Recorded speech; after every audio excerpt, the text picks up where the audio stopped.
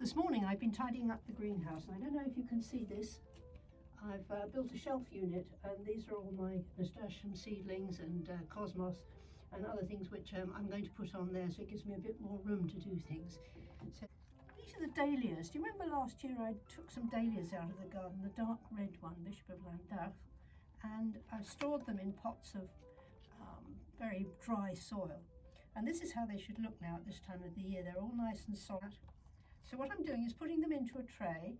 I'm going to cover that in soil, pop it into the propagator, and then when the little shoots come up, I shall cut them off and take cuttings so that I have plenty of plants for this year.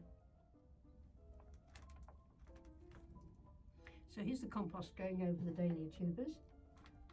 I'm not going to do too much, be too fussy with this at all, just cover them up and put them into the warm propagator and keep them.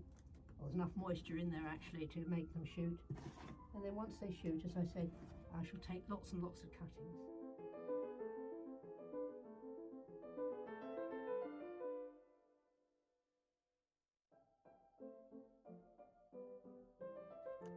Into this potting compost I have put a little bit of fish blood and bone and just a tiny bit of pelleted chicken manure. So a very simple procedure this. You just literally take out, I do it like this. Lots of people hold them by the leaf, but I tend to just take the whole plant out like that, as you can see. Pop it into the pot, like that. Handful of compost. And you can plant these a little deeper. As they got a bit tall in the propagator, I'm planting them a little bit deeper. It does them no harm at all, and then they bush out. As I say, nasturtiums are so easy that you really can't go wrong with them. But there we go. So there you have one plant done. I have about another 600 to do. Just a little bit about fertilizers. I tend to use organic fertilizers and mostly chicken manure, pelleted chicken manure, because it's clean, it's easy to handle, and the plants love it. I also use fish blood and bone, again an organic product. I don't use any chemicals in the garden at all, so we don't use slug pellets or anything. And what gets eaten, and what doesn't survives. So that's why I look at it. Having said that, last year we had the most amazing collection of different insects, and the bees, about 10 different types of bees in the garden. And I know that this not spraying and not using chemicals or weed killer or anything like that, it's just so good for the environment. You get the birds coming back, and you know you're not poisoning them.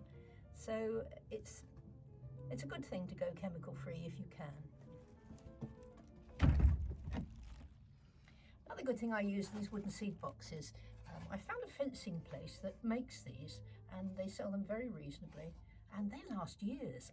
This is a new one this year because I've had to buy more, but just because I've run out, not because they've broken or anything. And I have dozens of them, and I find that they grow the plants very well. The seeds germinate well because, being timber, it absorbs the moisture, and there's always moisture in the base, and that's where you need it, because then the roots go right down. So these are the plastic greenhouses I have outside. At the moment, all they've got in them is perennials that I put in there for the winter just to stop them getting too wet. I think I'm going to have to get another one of these, a taller one. I might have room for it somewhere in the garden. At the moment I haven't got a lot of room. The garden's looking very wintry.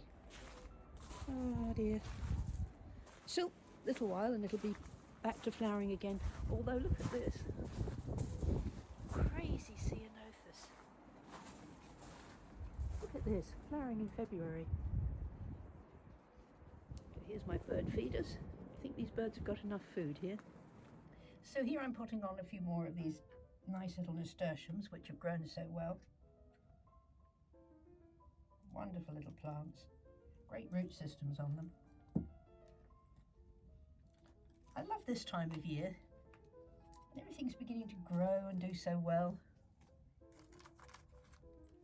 So we'll see how many we get out of these. I usually plant too many, but this year, oh, let me show you this. Look at that wonderful little root system. This is all to do with growing them in these wooden seed boxes, because the moisture is at the bottom of the box, so the roots tend to go down to find it. Nice little plant, good healthy little seedling.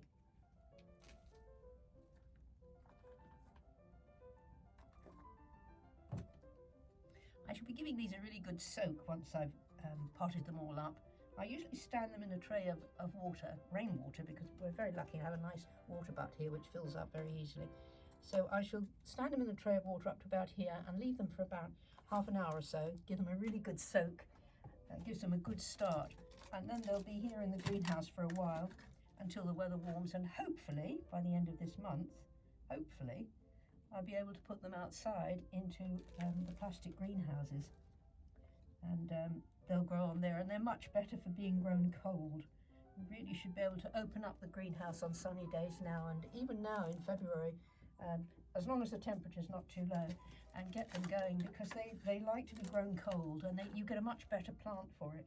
If you're not careful, the seedlings can get very tall, very leggy. This greenhouse is quite small and packed at the moment, and one day, not too far distant future, I hope to have one of those beautiful Victorian greenhouses so I can spread out and have every plant that I've always wanted to grow in the greenhouse. At the moment I'm having to be very selective, which is not good for gardeners, is it? I don't know about you, but I really feel as if winter is on the way out now. I know we've had some terrible storms over the weekend, but somehow it's the light, isn't it? When you see this light change and the days becoming longer, it's just a wonderful feeling.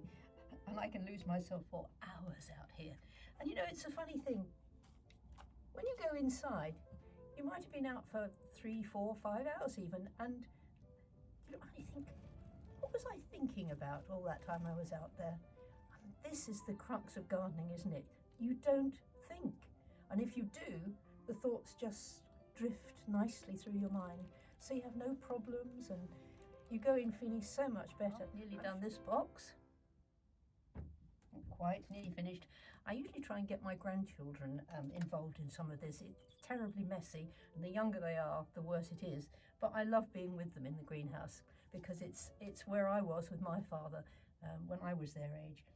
And I think they love to grow stuff, and little ones particularly love the bigger seeds like sunflowers, and I let them grow tomatoes, and I have a free pack of cherry tomato seeds, came in the Gardener's World magazine this month, but I don't know whether to plant them or not. Last year I grew tomatoes and they were very good, but they just take up half my tiny garden. I have to find somewhere else to grow them, I think. I might grow them and then give them to my neighbour. When you're doing these tiny seedlings like this, you want to be a little bit careful with them, because this centre stem is quite soft, and if you squeeze that, that's the end of the plant.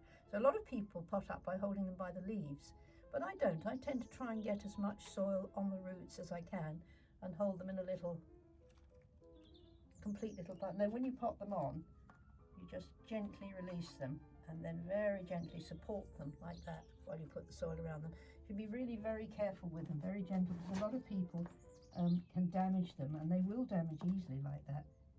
You just have to be gentle. There we go. There. One happy plant. So here's the nasturtiums I've just potted on. Actually got 28 plants out of that seed packet, so that was pretty good. So they will sit there for half an hour or so in the water to have a nice drink before I put them up on the shelves here in the greenhouse. Now the greenhouse temperature is actually quite low. I do have a heater, but I only put that on at night, so I really try and grow things really quite slowly. There's another box there that need doing. But as you can see, I have a lot of seedlings, and I sow thinly so we don't get too many plants. Those need potting on as well. Those are Cosmos Polydor, Picotee. So plenty of work to do here for the next week or so. What I've got to say is don't forget to label your seedlings. I always make this mistake, and I think, oh, I'll remember which one that was, but you never do. So you need to get them labelled, every single plant. And also, if you're giving some away to friends, it's nice for them to know what they're actually getting. So don't forget your labels. So Nasturtium Empress of India, I just pricked these out because I had planted them in the propagator and they did very well. They came up within 2-3 days. but this is a nice colour. It's a deep red flower with dark leaves. Another thing I like to do is to keep a garden diary. This one is several years old. Look at the state of it. But it has everything down there, and it's good to be able to look back. The only thing is, the slugs also like it. They must like the glue that it's made with, and somehow they get up there and eat it. Anyway, I have everything in there that I need, so I can look back to see what time of the year I was sowing seeds last year.